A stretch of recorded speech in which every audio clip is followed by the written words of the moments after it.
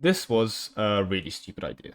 Basically, a while back I shoved every province into one trade node, and that was a whole thing, but I think it's time to make a more extreme version of that. See, it's very easy relatively to mod every province into one trade node. Again, relatively. You basically just drop a list of province IDs between 1 and 4000 into the file for the trade node in question, and then go and resolve all the issues that causes. Well, for this, of course, I need to create a brand new trade node for each province in question. That's a stupid amount of provinces and hence a stupid amount of trade nodes being created. And indeed, we will have issues about things like trade steering, trade direction, and everything else in between. But the video is here now, and that's because I have achieved victory and actually got a version of this that works. Well, as long as you don't open the trade map mode in game. The game processing part of all of this is fine. Just rendering the actual trade screens on top of themselves literally crashes the game. And I can't really fix that unless I go make EU4 too, but I heard some chaps already working on that, so I'm gonna let them be. Anyway, before we all begin, it's time for the usual stuff. A like on the video would be appreciated, and a subscription would be amazing. See, the gap between me and Toblerone is somehow actually closing. However, we still have a long road ahead, so let's go get there. Anyway, enough self-shitting. What is this cursed world I have in front of me? Well, here we are in EU4, and it looks very normal right now, but of course I haven't clicked on the trade map mode. And I'll say that if you are going to be looking at this yourself, the mod files, etc. will be provided in the description below. I decided to publish this one upon many a request from the previous version of this. Well, be careful with looking at it inside your own game files. The reason I mention this is again going to be the rendering issue. It did actually work fine in terms of unpausing the game and those kind of things, but actually rendering every single one of those trade interface screens on all the trade nodes causes the crash. As far as I'm aware, I took a look at it, and frankly, EU4 crash files aren't always the most helpful.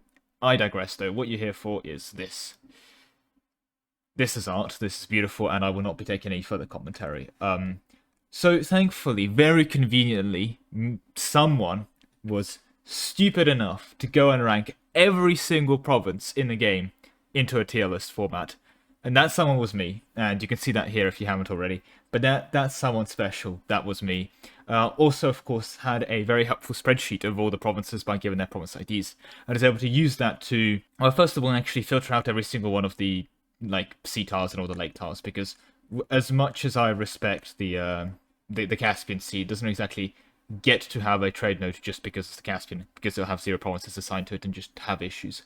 So these trade nodes here just basically are all the one provinces, and each province gets their own trade node. Now, the other thing to also bear in mind is each trade node, you need to give it a color, and that's where the random function came in Python. I just basically randomized 3 numbers for each trade node between 1 and 255, and use that for the RGB values for each one of these. And it worked really, really well, to be honest. There's a chance where you can randomize very similar, or frankly even like the same color next to each other. I think the closest we have is this little triple setup here. I'm not sure if it's the same color, there's a slight shading off. But for the most part, you end up getting this little like, rich tapestry of color throughout this entire map mode. And I think that really works quite well. Now, of course, this has fun implications. And the first implication for when I was coding this was I wanted to do trade steering. So Stockholm is province ID 1. And then I wanted it to go to 1, 2, 3, 4, and just kind of keep going. Gotland, as you can see here, is actually 35. Sorry, 25. So I want to go 1, 2, 3, then to province ID 4, wherever 4 is. I'm not sure where 4 is actually, but you get the picture. 1, 2, 3, 4, 5, 6, 7, 8, 9, 10, and all those things. And I did actually get a version of that going. There was a couple of issues with this. Well, first of all, I'll talk about the issue in a second, but after just trying to get the game to basically load in, yeah, that looks cursed. That looks definitely not safe for work, with all the trade ships and things going on everywhere. The second problem, of course, is going to be trade steering. See, province 1 is like here. Province 4166 gets something stupid like 3,800 provinces worth of trade steering into it. Thankfully, each individual step of trade steering is just 5%, and no one has any real trade steering buffs at the start, so it shouldn't be that bad. I mean, if we were just to say, like, we're going through 3,800 steps of trade steering, and we're just starting with 1 ducat from Stockholm, how bad can it really be? How much money are we making in the final trade node? Let's just pull that up in Google, and okay. Yeah, so you may have got the hint. This is a really stupid number. For context, this is around the middle of the estimate of the amount of atoms into the observable universe. So basically, Sweden will be, if they decide to collect in 4166, will be making 1 ducat for every atom in the observable universe each month. Frankly, at this point, I really hope the shareholders are happy, because I don't think we'll be able to get another 10% growth next quarter.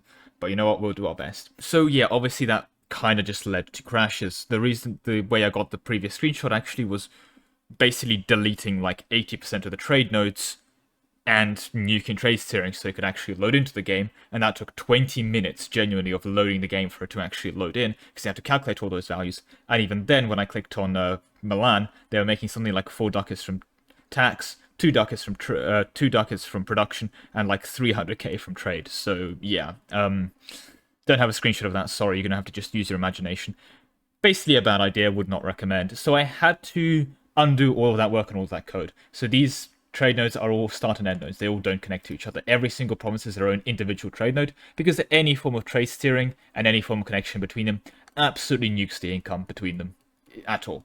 And while it would have been really cool to do it so that 1, 2, 3 go, so 1 goes to 2, and then 2 goes to 3, and so on, it seems like a neat idea, but then you end up with this on your screen every time you play the game.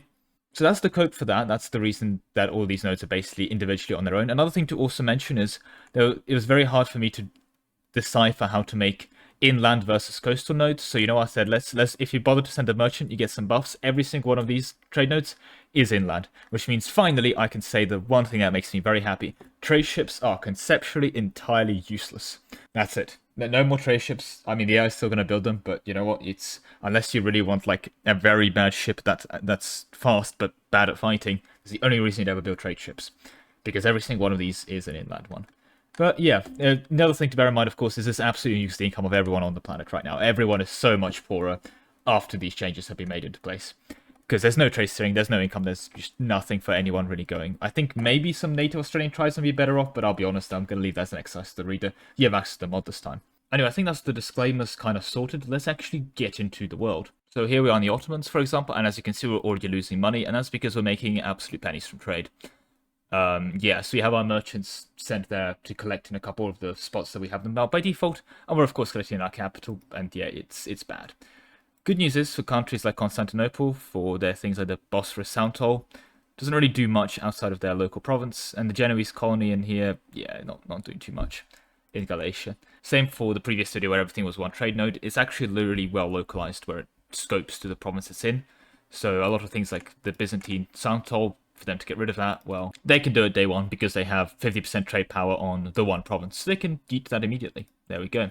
So the Bosphorus Sound Toll is gone and they gain their free development. But yeah, basically everyone's support are off. Now I can't actually really show this in here. Pressing E would basically crash the game because every single one of those trade interface menus would just yeet the game immediately. It just crashes, it can't handle all those things on screen. But what we can still do is we can zoom out really, really far, turn off Fog of War, and then if we do this, we're still fine. It's just if we ever zoom in too far, it's going to crash. So I'm going to avoid doing that for the immediate future. But yeah, there you go, it works.